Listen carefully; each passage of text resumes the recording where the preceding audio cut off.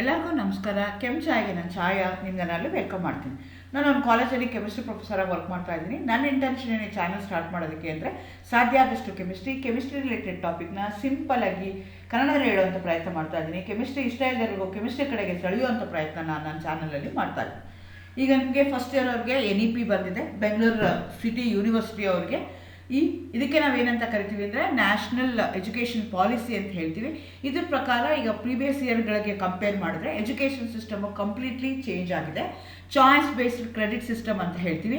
And also you are going to have multiple entry and exit option under the graduate course ಅಂತ ಹೇಳ್ತಾರೆ.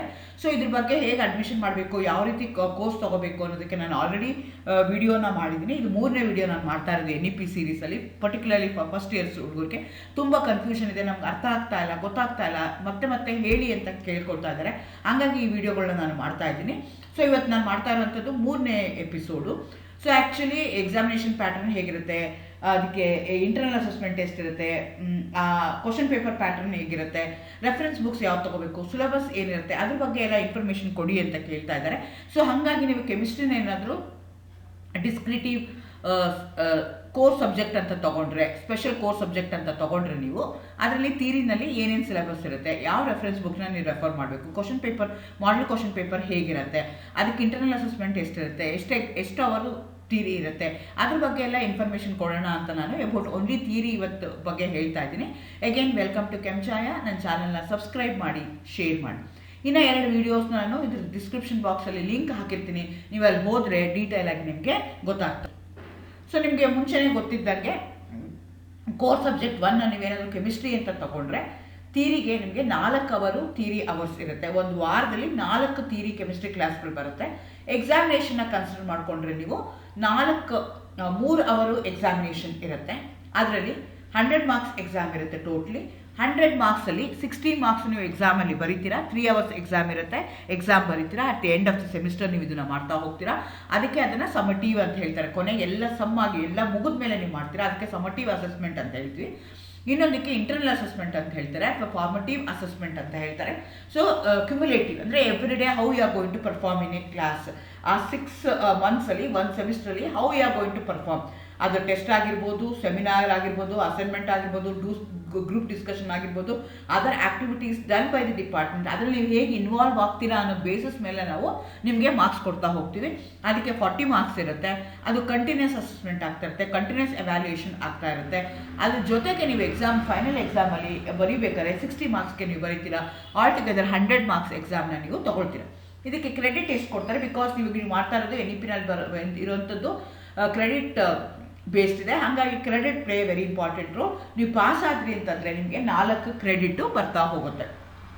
ನಾನು ಹೇಳಿದೆ internal assessment ಅಂತ ಹೇಳಿದೆ. ಇಂಟರ್ನಲ್ ಅಸೆಸ್ಮೆಂಟ್ ವೆಯ್ಟೇಜ್ ಹೇಗೆ ಕೊಡ್ತೀವಿ ಅಂತಂದರೆ, ಕಂಟಿನ್ಯೂಸ್ ಎಕ್ಸಾಮ್ ಏನಾದರೂ ಇತ್ತು ಅಂತ ಇಟ್ಕೊಳ್ಳೋಣ, ಕ್ಲಾಸ್ ಟೆಸ್ಟ್ ನಾವು ಮಾಡ್ತಿರ್ತೀವಿ, ಕಂಟಿನ್ಯೂಸ್ ಎವ್ಯಾಲ್ಯೂಯೇಷನ್ ಮಾಡ್ತಿರ್ತೀವಿ. ಆ ಥರ ನೀವೇನಾದರೂ ಮಾಡಿದ್ರಿ ಅಂತಂದರೆ ಅದಕ್ಕೆ ಏನು ಬರುತ್ತಲ್ಲ ಆ ಮಾರ್ಕ್ಸ್ಗೆ 20 ಮಾರ್ಕ್ಸ್ ಇದೆ. Next seminars, class work, seminars ಮತ್ತು ಅದಕ್ಕೆ ರಿಲೇಟೆಡ್ ಆಗಿ ಬೇರೆ ಯಾವ್ದಾದ್ರು ವರ್ಕ್ ಡಿಪಾರ್ಟ್ಮೆಂಟ್ ಅವರು ಅಸೈನ್ ಮಾಡಿದ್ರೆ, ಕೆಮಿಸ್ಟ್ರಿ ಡಿಪಾರ್ಟ್ಮೆಂಟ್ ಅವರು ಅಸೈನ್ ಮಾಡಿದ್ರೆ ಅದರಲ್ಲಿ ನೀವು ಇನ್ವಾಲ್ವ್ ಆಯಿತು ಅಂತಂದರೆ ಯು ವಿಲ್ ಗೆಟ್ 10 ಮಾರ್ಕ್ಸ್. ಅದೇ ರೀತಿ ಅಸೈನ್ಮೆಂಟಿಗೆ 4 ಜನ ಟೀಚರ್ ಬರ್ತಾರೆ. ಬಿಕಾಸ್ ನೆಕ್ಸ್ಟ್ ನಾನು ಹೇಳ್ತಾ ಹೋಗ್ತೀನಿ ಸಿಲೆಬಸ್ ಹೇಗಿದೆ ಅಂತ. 4 ಯೂನಿಟ್ ಇದೆ, ಹಾಗಾಗಿ ಒಂದೊಂದು ಯೂನಿಟ್ನ ಟೀಚ್ ಮಾಡೋಕ್ಕೆ ಒಬ್ಬೊಬ್ಬರು ಟೀಚರ್ ಬರ್ತಾರೆ. ಸೊ ಹಾಗಾಗಿ ನಿಮಗೆ 4 ಯೂನಿಟ್ಸ್ ಅಂತಂದರೆ ವೀಕ್ಲಿ 4 ಕ್ಲಾಸಸ್ ಇರುತ್ತೆ. ಸೊ 4 ಕ್ಲಾಸಸಲ್ಲಿ ಆ ಟೀಚರ್ಸು ಪಾಠ ಆದಮೇಲೆ ಆಫ್ಟರ್ ದಿ ಈ chapter they may give you the assignment. ಆ ಅಸೈನ್ಮೆಂಟ್ನ ನೀವು ಬರೆದು ಕೊಟ್ಟರೆ you may get 10 marks. So altogether ನಿಮ್ಗೆ ಎಷ್ಟಾಗುತ್ತೆ ಅಂದರೆ 40 ಮಾರ್ಕ್ಸ್ ನಿಮಗೆ ಇಂಟರ್ನಲ್ ಅಸೆಸ್ಮೆಂಟ್ ಆಗುತ್ತೆ. ಅದಕ್ಕೆ ಫಾರ್ಮಟಿವ್ ಅಸೆಸ್ಮೆಂಟ್ ಅಂತ ಕರಿತೀವಿ. ಇನ್ನು 60 ಮಾರ್ಕ್ಸ್ ನಿಮಗೆ ಸಮಟಿವ್ ಆಗ್ತಾ ಹೋಗುತ್ತೆ. ಸೊ ನಾನು ಮುಂಚೆನೇ ಹೇಳ್ದಂಗೆ 4 ಚಾಪ್ಟರ್ಗಳಿದೆ ಅಂತ ಹೇಳಿದೆ, 4 ಯೂನಿಟ್ಗಳಿದೆ ಅಂತ ಹೇಳಿದೆ. ಹಾಗಾಗಿ 4 ಕ್ಲಾಸಸ್ ಇರುತ್ತೆ ನಿಮಗೆ.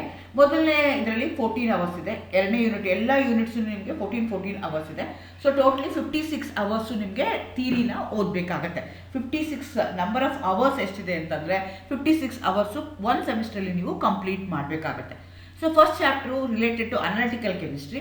ಅನಾಲಿಟಿಕಲ್ ಕೆಮಿಸ್ಟ್ರಿ ಅಂದರೆ ಏನು, ಅದ್ರದ್ದು ಟರ್ಮ್ ಅಂದರೆ ಏನು, ಲ್ಯಾಂಗ್ವೇಜ್ ಆಫ್ ಅನಾಲಿಟಿಕಲ್ ಕೆಮಿಸ್ಟ್ರಿ ಅಂದರೆ ಏನು, ಎರರ್ ಅಂದರೆ ಏನು, ಪ್ರಿಸಿಷನ್ ಅಂದರೆ ಏನು, so how you are going to do the solutions in the lab, ಅದ್ರ ಬಗ್ಗೆ ಎಲ್ಲ ತಿಳ್ಕೊಳ್ತಾ ಹೋಗ್ತೀರಾ. ಇದಕ್ಕೆ 14 ಅವರ್ಸ್ ಇರುತ್ತೆ. ನೆಕ್ಸ್ಟ್ ಸ್ಲೈಡ್ಗಳಲ್ಲಿ ನಾನು ಇನ್ ಡೀಟೇಲಾಗಿ ಸಿಲೆಬಸ್ನ ಹಾಕ್ತಾ ಹೋಗ್ತೀನಿ. ಯೂನಿಟ್ 2ನಲ್ಲಿ ನಿಮಗೆ ಫಿಸಿಕಲ್ ಕೆಮಿಸ್ಟ್ರಿ ಬರುತ್ತೆ, ಕ್ವಾಂಟಮ್ ಮೆಕ್ಯಾನಿಕ್ಸ್ ಬರ್ತಾ ಇದೆ. So limitations of quantum mechanics ಏನಿದೆ, ಅಥವಾ ಕ್ಲಾಸಿಕಲ್ ಮೆಕ್ಯಾನಿಕ್ಸು ಹೋಗಿ ನಿಮಗೆ ಕ್ವಾಂಟಮ್ ಮೆಕ್ಯಾನಿಕ್ಸ್ ಬಂತಲ್ಲ, ಆ ಬ್ರಿಡ್ಜ್ ಏನಿದೆಯಲ್ಲ ಅದ್ರ ಬಗ್ಗೆ ತಿಳ್ಕೊಳ್ತಾ ಹೋಗ್ತೀರಾ. ಇದು ಫಿಸಿಕಲ್ ಕೆಮಿಸ್ಟ್ರಿ ಇರುತ್ತೆ, ಇದು 14 ಅವರ್ಸ್ ಇದೆ. ಅದಾದಮೇಲೆ ಇನಾರ್ಗ್ಯಾನಿಕ್ ಕೆಮಿಸ್ಟ್ರಿ ಬರುತ್ತೆ, periodic table and periodic properties ಅಂತ ಹೇಳ್ತೀವಿ. ಇದ್ರ ಬಗ್ಗೆ ನೀವು ಕಲ್ತ್ಕೊಳ್ತಾ ಹೋಗ್ತೀರಾ. ಅದಾದಮೇಲೆ 4ನೇ ಯೂನಿಟ್ ಏನಿದೆಯಲ್ಲ, ಆ ಯೂನಿಟ್ಗೆ ನಾವೇನಂತ ಕರಿತೀವಿ ಆರ್ಗ್ಯಾನಿಕ್ ಕೆಮಿಸ್ಟ್ರಿ ಅಂದರೆ very basics things of organic chemistry ಓದ್ತಾ ಹೋಗ್ತೀರಾ.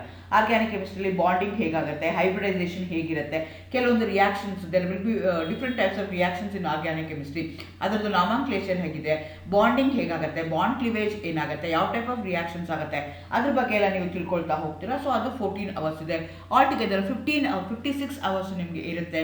ಸೊ ಯೂನಿಟ್ 1 ನಾನು ಮುಂಚೆನೇ ಹೇಳ್ದಂಗೆ ಅನಾಲಿಟಿಕಲ್ ಕೆಮಿಸ್ಟ್ರಿ ಅಂತ ಏನಿದೆಯಲ್ಲ, ಅದರಲ್ಲಿ ಏನಿದೆ ಅಂದರೆ ಬೇಸಿಕ್ ಲ್ಯಾಬ್ರೇಟರಿ ಪ್ರಾಕ್ಟೀಸಸ್ನ ಓದ್ತೀವಿ. Calibration of the glassware, ಲ್ಯಾಬಲ್ಲಿ ಹೇಗೆ ಮಾಡ್ತಿರಲ್ಲ, ಪಿಪೆಟ್ ಇರ್ಬೋದು, ಬ್ಯೂರೆಟ್ ಇರ್ಬೋದು, ವಾಲ್ಯೂಮೆಟ್ರಿಕ್ ಫ್ಲಾಸ್ಕ್ ಇರ್ಬೋದು, ಅದ್ಮೇಲೆ 25 ml ಅಂತ ಬರೆದಿರ್ತಾರೆ. ಆ್ಯಕ್ಚುಲಿ 25 ml ಇರುತ್ತಾ ಇರಲ್ವಾ ಅಂತ ನಾವು ಅದನ್ನು ಚೆಕ್ ಮಾಡಬೇಕಾಗತ್ತೆ. ಎಷ್ಟು ಡಿಫ್ರೆನ್ಸ್ ಇದೆ ಅಂತ ನಾನು ನೋಟ್ ಮಾಡಿ ಇಟ್ಕೋಬೇಕಾಗತ್ತೆ. ಅದಕ್ಕೆ ನಾನು ಏನಂತ ಕರಿತೀನಿ, ಕ್ಯಾಲಿಬ್ರೇಷನ್ ಅಂತ ಹೇಳ್ತೀನಿ. ವೇ ಮಾಡೋದು ಹೇಗೆ, ಡ್ರೈ ಮಾಡೋದು ಯಾಕೆ, these are the different methods, different techniques that we are going to use in the lab. ಹಾಗಾಗಿ ಅದ್ರ ಬಗ್ಗೆ ಎಲ್ಲ ನಿಮಗೆ ಗೊತ್ತಿರಬೇಕಾಗುತ್ತೆ. ಡಿಸಾಲ್ವ್ ಮಾಡೋದು ಹೇಗೆ, ಆ್ಯಸಿಡ್ ಟ್ರೀಟ್ಮೆಂಟ್ ಅಂದರೆ ಏನು, ಈಗ ಲ್ಯಾಬಲ್ಲಿ ಕೆಲಸ ಮಾಡಬೇಕಾದ್ರೆ ಏನೇನು ಇರಬೇಕು, ಸೇಫ್ಟಿ ಏನು ತೊಗೋಬೇಕು, ಯಾವ ರೀತಿ ಪ್ರಿವೆನ್ಷನ್ ತೊಗೋಬೇಕು. ಫೈರ್ ಎಲ್ಲ ಯೂಸ್ ಮಾಡ್ತಿರ್ತೀವಿ, ಆಕ್ಸಿಡೆಂಟ್ಸ್ ಆದಾಗ ಅದು ಫೈರ್ ಅಲ್ಲದೆ ಬೇರೆ ಥರ ಆಕ್ಸಿಡೆಂಟ್ಸು ಆಗ್ಬೋದು, ಕೆಮಿಕಲ್ ಆಕ್ಸಿಡೆಂಟ್ಸ್ ಆಗ್ಬೋದು. ಆವಾಗ ನಾನು ಹೇಗೆ ನಾನು ಸೇಫ್ ಮಾಡ್ಕೊಳ್ಳೋದು, ಪ್ರಿಕಾಷನ್ಸ್ ಹೇಗೆ ತೊಗೊಳ್ಳೋದು, ಮಾಡ್ಕೊಳ್ಳೇಬಾರ್ದು, ಆದರೆ ಫಸ್ಟ್ ಏಡ್ ಏನು ಮಾಡಬೇಕು. ಆಮೇಲೆ ಕೆಲವೊಂದು ಟಾಕ್ಸಿಕ್ ಕೆಮಿಕಲ್ಸ್ನ ಹ್ಯಾಂಡಲ್ ಮಾಡ್ತಿರ್ತೀವಿ ನಾವು. ಕೆಮಿಸ್ಟ್ರಿ ಅವರ ಮ್ಯಾಕ್ಸಿಮಮ್ ಪೊಲ್ಯೂಷನ್ ಮಾಡೋದು, ಸೊ ಅದನ್ನೆಲ್ಲ ಹೇಗೆ ಮಿನಿಮೈಸ್ ಮಾಡೋದು. ಕಾನ್ಸಂಟ್ರೇಟೆಡ್ ಆಸಿಡ್ಸ್ ಇರ್ಬೋದು, ಆರ್ಗ್ಯಾನಿಕ್ ಸಾಲ್ವೆಂಟ್ಸ್ ಇರ್ಬೋದು, some of them are highly carcinogenic in nature, ಅವನ್ನ ಹೇಗೆ ಹ್ಯಾಂಡಲ್ ಮಾಡಬೇಕು ಅದ್ರ ಬಗ್ಗೆ ಎಲ್ಲ ನಿಮಗೆ ಗೊತ್ತಿರಬೇಕಾಗತ್ತೆ. ಹಾಗಾಗಿ ಆ ಫಸ್ಟ್ ಚಾಪ್ಟ್ರಲ್ಲಿ ಅದನ್ನು ಇಟ್ಟಿದ್ದಾರೆ. ನೆಕ್ಸ್ಟ್ ಅದಾದಮೇಲೆ ಕೆಲವೊಂದು ಟರ್ಮ್ಸ್ ಯೂಸ್ ಮಾಡ್ತೀವಿ. ಲ್ಯಾಂಗ್ವೇಜ್ ಆಫ್ ಅನಾಲಿಟಿಕಲ್ ಕೆಮಿಸ್ಟ್ರಿ ಅಂತ ಹೇಳ್ತೀವಿ.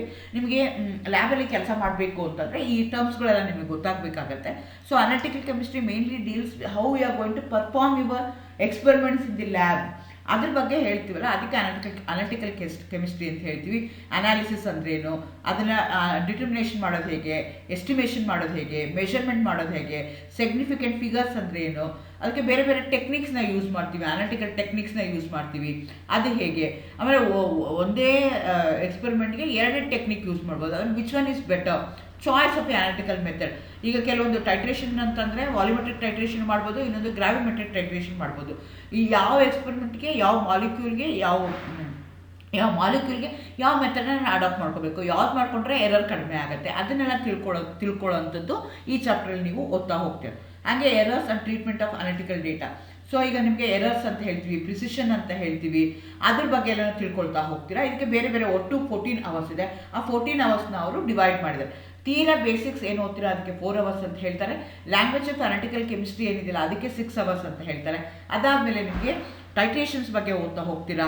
ಅದರಲ್ಲಿ ಡೈಲ್ಯೂಷನ್ ಅಂದ್ರೇನು, ಈಕ್ವಲೆಂಟ್ ಮಾಸ್ ಅಂದ್ರೇನು, ನಾರ್ಮಾಲಿಟಿ ಅಂದ್ರೇನು, ಕಾನ್ಸಂಟ್ರೇಷನ್ ಅಂದ್ರೇನು, how you are going to dissolve, equivalent weight calculate ಮಾಡೋದು ಹೇಗೆ, ಕನ್ವರ್ಷನ್ ಫ್ಯಾಕ್ಟರ್ಗಳು ಹೇಗಿದೆ, ಅದನ್ನೆಲ್ಲ ಕಲ್ತ್ಕೊಳ್ತಾ ಹೋಗ್ತೀರಾ. ನ್ಯೂಮರಿಕಲ್ ಪ್ರಾಬ್ಲಮ್ಸ್ ಇರುತ್ತೆ, ಅದಕ್ಕೆ 2 ಅವರ್ಸ್ ಇರುತ್ತೆ. ನೆಕ್ಸ್ಟು ಆ್ಯಸಿಡ್ ಬೇಸ್ ಟೈಟ್ರೇಷನ್ ಬಗ್ಗೆ ಓದ್ತೀರಾ, ಅದಕ್ಕೆ ಬರಲಿ 2 ಅವರ್ಸ್ ಇರುತ್ತೆ.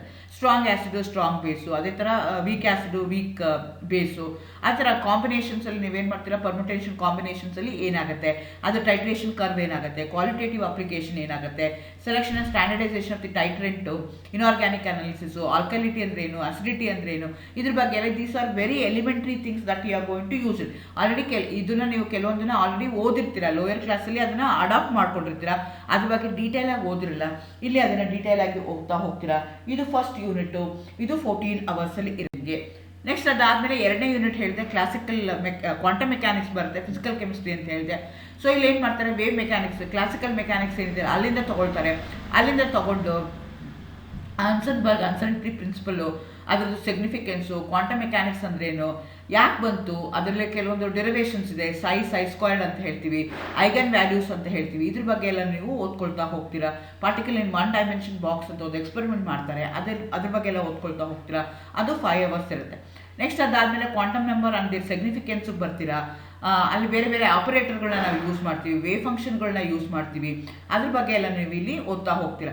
ಅದಾದಮೇಲೆ ಶೇಪ್ಸ್ ಆಫ್ ದಿ ಆರ್ಬಿಟಲ್ಸ್ ಇರ್ಬೋದು, ಇದು ಅಷ್ಟೇ ಅಟಾಮಿಕ್ ಸ್ಟ್ರಕ್ಚರ್ಗೆ ರಿಲೇಟೆಡ್ ಆಗಿರುತ್ತೆ. ಕ್ಲಾಸಿಕಲ್ ಮೆಕ್ಯಾನಿಕ್ಸಿಂದ ಹೇಗೆ ಬಂತು, ಬೋಸ್ ಮಾಡಲಿಂದ ಹಿಡಿದು ನೆಕ್ಸ್ಟ್ ಬೇರೆ ಬೇರೆ ಮಾಡಲ್ಗಳಿಗೆ ಬರೋ ತನಕನೂ ಹೇಗಿರುತ್ತಲ್ಲ ಅದ್ರ ಬಗ್ಗೆ ಎಲ್ಲನೂ ಇಲ್ಲಿ ಓದ್ತಾ ಹೋಗ್ತೀರಾ. ಅದು 6 ಅವರ್ಸ್ ಇರುತ್ತೆ. ನೆಕ್ಸ್ಟ್ ಅದಾದಮೇಲೆ ಕೆಲವೊಂದು ರೂಲ್ಸ್ ಇದೆ. In order to consider the electronic configuration, filling of the electrons in an atom ಇದೆಯಲ್ಲ, ಅದ್ರದ್ದು ಬಗ್ಗೆ ಎಲ್ಲ ನೀವು ತಿಳ್ಕೊಳ್ತಾ ಹೋಗ್ತೀರಾ. ಎಫೆಕ್ಟಿವ್ ನ್ಯೂಕ್ಲಿಯರ್ ಚಾರ್ಜ್ ಅಂದ್ರೆ ಏನು, ಶೀಲ್ಡಿಂಗ್ ಅಂದ್ರೆ ಏನು, ಸ್ಕ್ರೀನಿಂಗ್ ಎಫೆಕ್ಟ್ ಅಂದ್ರೆ ಏನು, ಸ್ಲಾಟರ್ ರೂಲ್ಸ್ ಅಂದ್ರೆ ಏನು, variation of effective nuclear charge in periodic table ಹೇಗಾಗುತ್ತೆ, Pauli's exclusive principle, Hund's rule, aufbau principle, ಇದ್ರ ಬಗ್ಗೆ ಎಲ್ಲ ನೀವೇನು ಮಾಡ್ತಾ ಹೋಗ್ತೀರಾ, ಡೀಟೇಲ್ ಆಗಿ ಓದ್ಕೋತೀರಾ. ಇವ್ನು 3ನಲ್ಲಿ ನಿಮಗೆ ಇನಾರ್ಗ್ಯಾನಿಕ್ ಕೆಮಿಸ್ಟ್ರಿ ಬರುತ್ತೆ. ಪಿರಿಯಾಡಿಸಿಟಿ ಅಥವಾ ಪಿರಿಯಾಡಿಕ್ ಟೇಬಲ್ ಅಂತ ಏನು ಹೇಳ್ತೀವಿ ಅದು ಬರ್ತಾ ಹೋಗುತ್ತೆ. ಪಿರಿಯಾಡಿಕ್ ಟೇಬಲ್ ಅಂದರೆ ಏನು ಓದ್ತೀರಾ.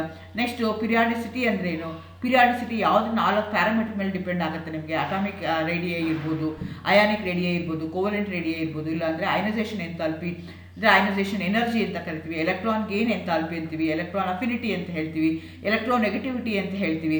ಸೊ ಇದ್ರ ಬಗ್ಗೆ ನೀವು ಇನ್ ಡೀಟೇಲ್ ಆಗಿ in a periodic table you are going to study the periodic table in detail. So again ಇವಾಗ 2019ನಲ್ಲಿ international year of periodic table ಅಂತ ನಾವು ಸೆಲೆಬ್ರೇಟ್ ಮಾಡಿದ್ವಿ. ಸೊ ಯಾಕೆ ಸೆಲೆಬ್ರೇಟ್ ಮಾಡಿದ್ವಿ, what's so special about that particular compounds. 13 to 17 ನೀವು ತೊಗೊಂಡ್ರೆ ಅದಕ್ಕೆ ನಾವು ಏನಂತ ಕರಿತೀವಿ, ಪಿ ಬ್ಲಾಕ್ ಎಲಿಮೆಂಟ್ಸ್ ಅಂತ ಹೇಳ್ತೀವಿ. ಆ ಪಿ ಬ್ಲಾಕ್ ಎಲಿಮೆಂಟ್ಸ್ದು ಕಂಪ್ಯಾರಿಟಿವ್ ಸ್ಟಡಿ ಮಾಡ್ತೀರಾ. ಹೈಡ್ರೇಟ್ಸು, ಕಾರ್ಬಾಯ್ಡ್ಸು, ಆಕ್ಸೈಡ್ಸು, ಹ್ಯಾಲೈಡ್ಸು, ಅದನ್ನೆಲ್ಲ ಏನು ಮಾಡ್ತೀರಾ ನೀವು ಇನ್ ಡೀಟೇಲ್ಗೆ ಸ್ಟಡಿ. ಇದು ನಿಮಗೆ 14 hours ಇದೆ. ಅದೇ ಥರ 4th ಯೂನಿಟಿಗೆ ಬಂದರೆ ಅಲ್ಲಿ ಏನಾಗಿದೆ ಅಂದರೆ ನಿಮಗೆ ಆರ್ಗ್ಯಾನಿಕ್ ಕೆಮಿಸ್ಟ್ರಿ ಇದೆ. ಇಲ್ಲಿ ಏನು ಹೇಳ್ತೀವಿ ನಾವು ಅಂದರೆ ಅದನ್ನು ಹೇಳಿದ್ರೆ ವೆರಿ ಬೇಸಿಕ್ ಆರ್ಗ್ಯಾನಿಕ್ ಕೆಮಿಸ್ಟ್ರಿನ ಅವರು ಇಟ್ಟಿದ್ದಾರೆ. ಇದು ನಿಮಗೆ 14 hours ಇದೆ.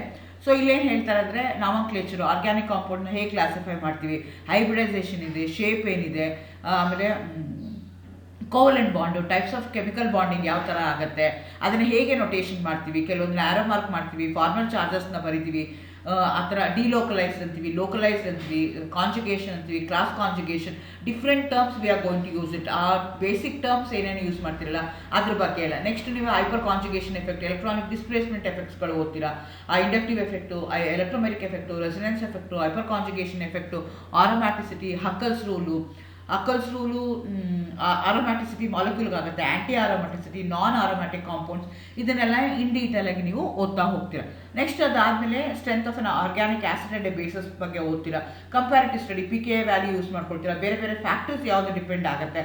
So they give the examples also, acetic acid, chloroacetic acid, acetic acid and propanoic acid, acetic acid and benzoic acid. ಅದೇ ಥರ ಟ್ರಾನ್ಸ್ ಅಂಡ್ ಸಿಸ್ ಅಂಡ್ ಟ್ರಾನ್ಸ್ ಬ್ಯೂಟೀನ್, ಅದರ ವ್ಯಾಲ್ಯೂ ಏನಾಗುತ್ತೆ, ಯಾಕೆ ಚೇಂಜ್ ಆಗ್ತಾ ಇದೆ, ಯಾಕೆ ವೇರಿ ಆಗ್ತಾ ಇದೆ, ಯಾವುದಕ್ಕೆ ಜಾಸ್ತಿ ಆಗ್ತಾ ಇದೆ, ಅದನ್ನೆಲ್ಲ ಇನ್ ಡೀಟೇಲ್ ಆಗಿ ನೀವು ಇಲ್ಲಿ ಓದ್ತಾ ಹೋಗ್ತೀರಾ. ನೆಕ್ಸ್ಟ್ ಟೈಪ್ಸ್ ಆಫ್ ಬಾಂಡ್ ಕ್ಲಿವೇಜಸ್ನ ಓದ್ತೀರಾ. ಹೋಮೋಲಿಟಿಕ್, ಹೆಟರೋಲಿಟಿಕ್ ಕ್ಲಿವೇಜ್ ಓದ್ತೀರಾ. Types of reagents, substitution, addition, elimination, rearrangement reaction with example ಓದ್ತಾ ಹೋಗ್ತೀರಾ. Chemistry of aliphatic hydrocarbon, carbon carbon sigma bond ಇರ್ಬೋದು, ಸಿಂಗಲ್ ಬಾಂಡೆಡ್ ಮಾಲಿಕ್ಯೂಲ್ಸ್ ಬಗ್ಗೆ ಓದ್ತೀರಾ. ಅದೇ ಥರ carbon carbon pi bond, carbon carbon double bond ಬಗ್ಗೆ ಓದ್ತೀರಾ. ಸೊ ಕೆಲವೊಂದು alkenes, alkynes, some of the reactions ಏನಿದೆಯಲ್ಲ ಅದನ್ನೆಲ್ಲ ನೀವೇನು ಮಾಡ್ತಾ ಹೋಗ್ತೀರಾ, ಇನ್ ಡೀಟೇಲ್ ಆಗಿ ಇಲ್ಲಿ ಓದ್ತೀರಾ. ಇದು ನಿಮಗೆ 14 hours ಇದೆ. ಸೊ ಈಚ್ ಯೂನಿಟ್ ನಿಮಗೆ 4 ಯೂನಿಟ್ ಇದೆ. ಒಂದೊಂದು ಯೂನಿಟ್ 14 hours ಇರ್ತಾ ಹೋಗುತ್ತೆ. ಸೊ ನೀವು ಇದಕ್ಕೆ ಬಂದರೆ ಟೆಕ್ಸ್ಟ್ ಬುಕ್ಸ್ಗೆ ಅಂತ ತಗೊಂಡ್ರೆ ಅನಾಲಿಟಿಕಲ್ ಕೆಮಿಸ್ಟ್ರಿಗೆ ನಿಮಗೆ ಓಗಲ್ ಅಂತ ಬುಕ್ ಇದೆ. ಅಲ್ಲಿ ಆಲ್ಮೋಸ್ಟ್ ಎಲ್ಲ ಲೈಬ್ರರಿಗಳಲ್ಲಿ ಇರ್ತವೆ. ಅದು ಹಳೆ ಎಡಿಷನ್ನು ಇರ್ತವೆ, ಹೊಸ ಎಡಿಷನ್ಗಳು ಇರ್ತವೆ, ಅದನ್ನು ನೋಡ್ಕೋಬೋದು. Next fundamentals of analytical chemistry by Skoog ಅಂತ ಇದೆ, ಅದನ್ನು ಯೂಸ್ ಮಾಡ್ಬೋದು. Analytical chemistry by JD Christian ಅಂತಿದೆ, ಅದನ್ನು ಯೂಸ್ ಮಾಡ್ಬೋದು. Practical volumetric analysis Peter AC McPherson and Royal Society of Chemistry Cambridge 2015 edition ಇದೆ, ಅದನ್ನು ಬೇಕಾದ್ರೆ ನೀವು ಯೂಸ್ ಮಾಡ್ಬೋದು. ಇದೆಲ್ಲ ವೆರಿ ಕಾಮನ್ಲಿ ಯೂಸ್ ಮಾಡುವಂಥ ಟೆಕ್ಸ್ಟ್ ಬುಕ್ಗಳು with respect to analytical chemistry. ಇದು ಎಲ್ಲ ಲೈಬ್ರರಿಯಲ್ಲಿ ಇರುತ್ತೆ. ನೀವು ಲೈಬ್ರರಿಗೆ ಹೋದರೆ ನೀವು ನೋಡ್ಬೋದು. ಕೆಲವೊಂದು ಈ ಬುಕ್ಸ್ ಆರ್ ಆಲ್ಸೋ ಅವೈಲೇಬಲ್, ಅದನ್ನು ನೀವು ನೋಡ್ಕೋಬೋದು.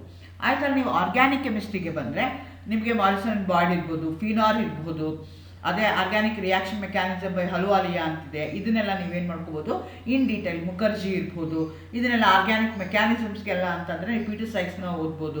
ಸೊ ಈ ರೀತಿಯಾಗಿ ಬೇರೆ ಬೇರೆ ಟೆಕ್ಸ್ಟ್ ಬುಕ್ಗಳನ್ನ ನೀವು ರೆಫರ್ ಮಾಡಬೇಕಾಗತ್ತೆ. PUCಗೆ ಒಂದೇ ಟೆಕ್ಸ್ಟ್ ಬುಕ್ ಇರಲ್ಲ, ಒಂದೇ ಟಾಪಿಕ್ನ ಬೇರೆ ಬೇರೆ ಟೆಕ್ಸ್ಟ್ ಬುಕ್ಸಲ್ಲಿ ಹೇಗೆ ಕವರ್ ಮಾಡಿದ್ದಾರೆ ಅದ್ರ ಬಗ್ಗೆ ನೀವು ಡೀಟೇಲ್ ಆಗಿ ಇದನ್ನು ಓದ್ಕೋಬೇಕಾಗತ್ತೆ. ಹಾಗಾಗಿ ನಿಮಗೆ ರೆಫರೆನ್ಸ್ ಬುಕ್ಸ್ ವೆರಿ ಇಂಪಾರ್ಟೆಂಟ್. ಅದನ್ನು ನೀವು ಹೋಗಿ ಟ್ರೈ ಮಾಡೋದನ್ನು ಕಲ್ತ್ಕೋಬೇಕಾಗತ್ತೆ. ನಾನು ಮುಂಚೆನೇ ಹೇಳಿದೆ ನಿಮಗೆ 60 ಮಾರ್ಕ್ಸ್ ಅಷ್ಟೇ ನೀವು ಎಕ್ಸಾಮ್ನ ಬರೀತೀರಾ. ಮಿಕ್ಕಿದ್ದನ್ನು ನೀವೇನು ಮಾಡ್ತಾ ಹೋಗ್ತೀರಾ, 40 ಮಾರ್ಕ್ಸ್ಗೆ ಇದಿರುತ್ತೆ ಅಂತ. ಸೊ 60 ಮಾರ್ಕಲ್ಲಿ ಹೇಗಿರುತ್ತೆ ಅಂದರೆ 3 ಪಾರ್ಟ್ ಇರುತ್ತೆ. Part A, part B, part C ಅಂತಿರುತ್ತೆ. ಸೊ ನಿಮಗೆ ಫಸ್ಟೇ ಇನ್ಸ್ಟ್ರಕ್ಷನ್ಸ್ ಕೊಟ್ಟಿರ್ತಾರೆ. 3 hour ಇರುತ್ತೆ. 60 ಮಾರ್ಕ್ಸ್ ಇರುತ್ತೆ ಎಕ್ಸಾಮ್. ನಿಮಗೆ ಕ್ವಶನ್ ಪೇಪರಲ್ಲಿ 3 ಪಾರ್ಟ್ ಇರುತ್ತೆ. 3 ಪಾರ್ಟ್ ನೀವೇನು ಮಾಡಬೇಕಾಗತ್ತೆ, ಆನ್ಸರ್ ಮಾಡಬೇಕಾಗತ್ತೆ. And you are going to write ಇದೇನಿದು equations and diagrams wherever it is necessary ಅಂತ ಕೊಟ್ಟಿರ್ತಾರೆ. So since it's in organic chemistry it's chemistry paper ಆಗಿರೋದಕ್ಕೋಸ್ಕರ ಪ್ರತಿ ಸಲ ಗಿವನ್ ಈಕ್ವೇಷನ್ ಡ್ರಾ ಡಯಾಗ್ರಾಮ್ ಅಂತ ಹೇಳಲ್ಲ. ಸೊ ನೀವೇ ನೋಡಿಕೊಂಡು ಎಲ್ಲೆಲ್ಲಿ ರಿಕ್ವೈರ್ಮೆಂಟ್ ಇದೆಯಾ ಅಲ್ಲೆಲ್ಲ ಬರೀಬೇಕಾಗುತ್ತೆ. ಪಾರ್ಟ್ ಏನಲ್ಲಿ ನಿಮಗೆ 5 ಕ್ವಶನ್ಸ್ 6 ಕ್ವಶನ್ ಇರುತ್ತೆ, ಅದರಲ್ಲಿ 5 ಕ್ವಶನ್ ಆನ್ಸರ್ ಮಾಡಬೇಕು. Each question carries 2 marks. 5 to 2 ಮಾಡಿ ನಿಮಗೆ ಅಲ್ಲಿ 10 ಮಾರ್ಕ್ಸ್ ಆಯಿತು. ನೆಕ್ಸ್ಟ್ ಪಾರ್ಟ್ ಬಿನಲ್ಲಿ ನಿಮ್ಗೆ ಏನಾಗುತ್ತೆ ಅಂದರೆ ನಿಮಗೆ ಒಟ್ಟು 5 ಕ್ವಶನ್ ಕೊಟ್ಟಿರ್ತಾರೆ, 4 ಕ್ವಶನ್ಗೆ ಆನ್ಸರ್ ಮಾಡಬೇಕು. So 4 into 5 each question carries 4 marks ಇರುತ್ತೆ. 4 into 5 20 ಮಾರ್ಕ್ಸ್ ಇರುತ್ತೆ ನಿಮಗೆ. ಸೊ ನೆಕ್ಸ್ಟ್ ಅದಾದಮೇಲೆ ಪಾರ್ಟ್ ಸಿಗೆ ಬರ್ತೀರಾ. ಪಾರ್ಟ್ ಸಿಗೆ ಬಂದರೆ ಅಲ್ಲಿ ನಿಮ್ಗೆ ಏನಾಗಿರುತ್ತೆ ಅಂತಂದರೆ 4 ಕ್ವಶನ್ ಕೊಟ್ಟಿರ್ತಾರೆ, you are going to answer 3. Each question carries 10 marks. ಆ 10 ಮಾರ್ಕ್ಸ್ನ ಹೇಗೆ ಅಂತಂದರೆ ಮತ್ತೆ ಫರ್ದರ್ ಡಿವೈಡ್ ಮಾಡಿರ್ತಾರೆ, ABC ಅಂತ ಮಾಡಿರ್ತಾರೆ. ಅದು 5+5 ಆಗಿರ್ಬೋದು, ಇಲ್ಲಾಂದರೆ 2+2 ಆ ಥರ ಬೇರೆ ಬೇರೆ ಥರ ಪ್ಯಾಟರ್ನಲ್ಲಿ ಅವರು ಕೊಡ್ತಾ ಹೋಗ್ತಾರೆ. ಈ ರೀತಿಯಾಗಿ ನಿಮಗೆ 3 ಪಾರ್ಟ್ ಇರುತ್ತೆ. All the 3 part it is compulsory to answer. First ಕ್ವಶನಲ್ಲಿ ನಿಮ್ಗೆ ಏನಾಗಿರುತ್ತೆ ಅಂತಂದರೆ 2 ಮಾರ್ಕ್ಸ್ ಕ್ವಶನ್ಸ್ ಇರುತ್ತೆ, ಆಮೇಲೆ 4 ಮಾರ್ಕ್ಸ್ ಕ್ವಶನ್ಸ್ ಇರುತ್ತೆ, ಆಮೇಲೆ ನಿಮಗೆ 10 ಮಾರ್ಕ್ಸ್ ಕ್ವಶನ್ಸ್ನ ಅವರು ಕೇಳ್ತಾ ಹೋಗ್ತಾರೆ. ಸೊ ಹಾಗಾಗಿ ನೀವೇನು ಮಾಡ್ಕೋಬೇಕಾಗತ್ತೆ, ಅದನ್ನು ನೋಡ್ಕೋಬೇಕಾಗತ್ತೆ. ನೋಡ್ಕೊಳ್ಳೋದ್ರ ಪ್ರಕಾರ ನೀವೇನು ಮಾಡಬೇಕಾಗತ್ತೆ, ಆನ್ಸರ್ ಮಾಡಬೇಕಾಗತ್ತೆ. ಸೊ ಕೆಮಿಸ್ಟ್ರಿ ಅಂತಂದರೆ ಎದುರ್ಕೊಳ್ಳೋ ಅಂಥದ್ದನ್ನ ತುಂಬ ಸಿಂಪಲ್ ಆಗಿರೋವಂಥದ್ದನ್ನ ನಿಮಗೆ ಅವರು ಸಿಲೆಬಸ್ಸಲ್ಲಿ ಇಟ್ಟಿದ್ದಾರೆ. ಫಸ್ಟ್ ಸೆಮಿಸ್ಟ್ರು ನಿಮ್ಮನ್ನ ಬ್ರಿಡ್ಜ್ ಥರ, ಅಂದರೆ ನೀವು ಆಲ್ರೆಡಿ PUCನಲ್ಲಿ ಓದಿರೋದನ್ನೇ ಮತ್ತು ಈಗ ಏನು ಬೇಕೋ ಈ ರಿಕ್ವೈರ್ಮೆಂಟ್ ಏನು ಬೇಕೋ ಆ ರೀತಿಯಾಗಿ, ಜೊತೆಗೆ ನೀವು ನೆಕ್ಸ್ಟ್ ಎಲ್ಲಾದರೂ ನೆಟ್ ಎಕ್ಸಾಮು ಅಥವಾ IIT ಜಾಮ್ ಎಕ್ಸಾಮ್ ಬರೆದ್ರೆ ಸಿಲೆಬಸ್ಸು ಆನ್ ಪಾರ್ ಇರಬೇಕು. ಯೂನಿವರ್ಸಿಟಿ UGC ಸಿಲೆಬಸ್ ಏನಿದೆಯಲ್ಲ ಆನ್ ಪಾರ್ ಸಿಲೆಬಸ್ ಅವ್ರು ಇಟ್ಟಿದ್ದಾರೆ. ಹಾಗಾಗಿ ಎದುರ್ಕೊಳ್ಳುವಂಥ ನೆಸೆಸಿಟಿ ಏನಿಲ್ಲ. ಸೊ ಮೇಡಮ್ ಕ್ಯೂರಿ ಒಂದು ಕಡೆಗೆ ಹೇಳ್ತಾಳೆ, nothing in the life is to be feared, it is only to be understood. It is time to understand more so that we may fearless ಅಂತ. Chemistry ಅಂದರೆ ಎದುರ್ಕೊಳ್ಳೋವಂಥದ್ದು ಏನಿಲ್ಲ. ಕೆಮಿಸ್ಟ್ರಿ ಅಂದರೆ life. Chemistry ಇಲ್ಲ ಅಂತಂದರೆ ನಿಮಗೆ ಜೀವನನೇ ಇಲ್ಲ. ಬೆಳಗ್ಗೆ ಎದ್ದಾಗ ನೀವು ಹಲ್ಲು ಬ್ರಷ್ ಮಾಡೋದ್ರಿಂದ ಹಿಡಿದು ರಾತ್ರಿ ಮಲಗೋ ಫೋನ್ ತನಕ ಇರ್ಬೋದು, ನೀವು ಯೂಸ್ ಮಾಡೋಂಥ ಮೊಬೈಲಲ್ಲಿರೋ ಚಿಪ್ಸ್ಗಳಾಗಿರ್ಬೋದು, ಅದೆಲ್ಲ everything is related to chemistry. ನೀವು ಯಾವುದೇ ಒಂದು ವಸ್ತು ತೊಗೊಂಡ್ರೆ ಅದು ಫಸ್ಟು ಅದನ್ನು ಮಾರ್ಕೆಟ್ಗೆ ಅಪ್ಲಿಕೇಶನ್ ಮಾಡೋವಂಥವ್ರು ಫಿಸಿಕ್ಸಲ್ಲಿ ಆಗಿರ್ತಾರೆ, ಇಲ್ಲಾಂದರೆ ಕಂಪ್ಯೂಟರ್ ಸೈನ್ಸವ್ರು ಆಗಿರ್ತಾರೆ, ಇನ್ನೊಬ್ರು ಆಗಿರ್ತಾರೆ, ಇಂಡಸ್ಟ್ರಿ ಅವರು ಆಗಿರ್ತಾರೆ. ಆದರೆ ಬೇಸಿಕ್ ಅದ್ರದ್ದು ಅಪ್ಲಿಕೇಶನ್ಗೆ ಹೇಳೋರು ಯಾರು ಅಂದರೆ ಕೆಮಿಸ್ಟ್ರಿ ಅವರೇ ಆಗಿರ್ತಾರೆ. ಹಾಗಾಗಿ chemistry is the life. Chemistry ಇಲ್ಲ ಅಂದರೆ ಲೈಫ್ ಇಲ್ಲವೇ ಇಲ್ಲ ನಮಗೆ. ಹಾಗಾಗಿ ಕೆಮಿಸ್ಟ್ರಿನ ಚೆನ್ನಾಗಿ ಅರ್ಥ ಮಾಡಿಕೊಂಡ್ರೆ ನಮಗೆ ಕೆಮಿಸ್ಟ್ರಿ ಅನ್ನೋದು ಈಸಿ ಆಗುತ್ತೆ.